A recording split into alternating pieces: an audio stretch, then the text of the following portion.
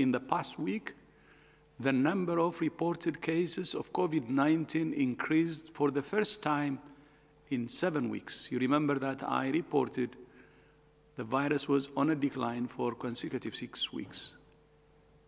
But first time in 7 weeks, we have a COVID increase.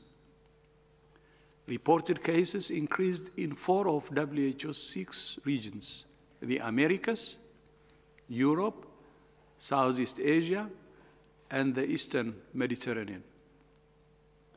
So where we don't report increases in Africa and Western Pacific. This is disappointing, but not surprising.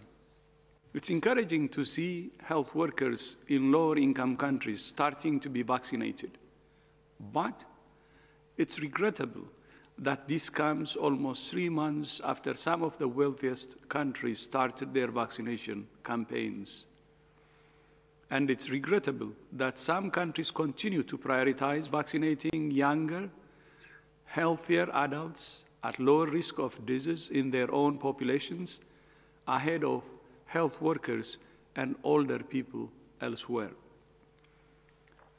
Countries are not in a race with each other.